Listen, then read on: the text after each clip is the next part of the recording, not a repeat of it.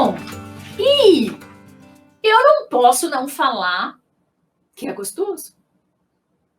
Professora, que horror, você está falando isso na frente de todo mundo. Literatura fala sobre isso também. Dá prazer. Fofocar dá prazer. É gostoso. Lembra a história do alívio, da tensão, do estresse? Ou seja, é uma estratégia de regulação emocional, então naquele primeiro momento vai me dar uma sensação boa, talvez. O que, no entanto, a literatura mostra é que quando as pessoas têm uma maior autoconsciência, em geral, mais adiante, elas se sentem culpadas, elas se sentem mal pela maledicência, ou seja, por ter falado mal do outro. Então, por quê? Porque muitas vezes não condiz com os nossos valores, apesar da gente fazer, não condiz com os nossos valores, mas quando a gente vê, a gente já fez, justamente porque é um hábito. Então, esse é um outro ponto legal da gente pensar, vocês não acham, não? Eu gostei muito, sabe, de ler sobre essas coisas, e principalmente porque é terapêutico também, é um processo de autoconhecimento para a gente perceber que nós fazemos essas coisas, que nós nos envolvemos nesse tipo de comportamento, que há outras coisas que a gente pode fazer em relação a isso, para tentar evitar ou para tentar fazer menos, mas também integrar no nosso jeito de ser, que a gente faz, que a gente comete esses comportamentos. Agora chega aquele momento da gente avaliar por que a gente deveria fazer menos isso. Por quê?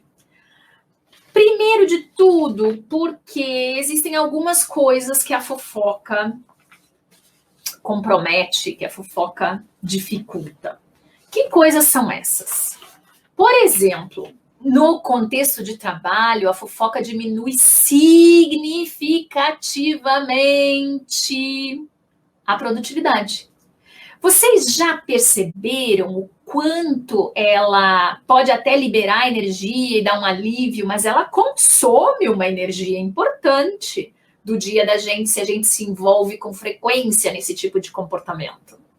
Então, ela ocupa um tempo na vida das pessoas. E quanto mais esse hábito ocupa da nossa vida, em geral, menos a gente foca em coisas que estão mais próximas dos nossos valores. A não ser que o nosso valor seja ficar ocupado com a vida alheia.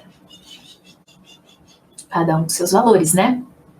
Outra coisa bem importante. Ela é uma estratégia de regulação emocional, certo?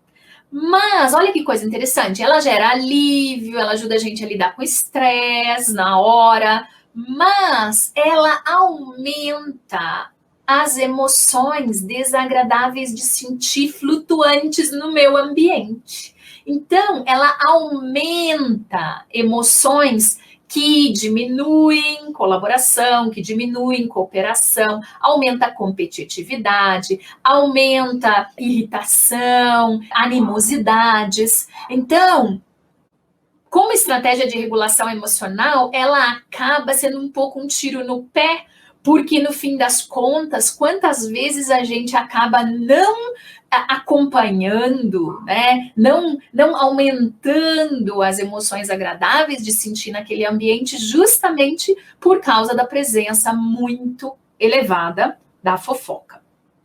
Ela chega em ambientes onde ela é muito recorrente e muito generalizada, ela chega a gerar exaustão entre equipes de trabalho, por exemplo, exaustão familiar. Vocês já se sentiram assim?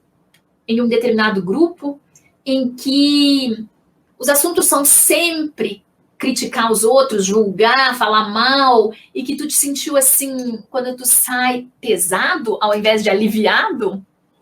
Então, esses são efeitos colaterais da fofoca.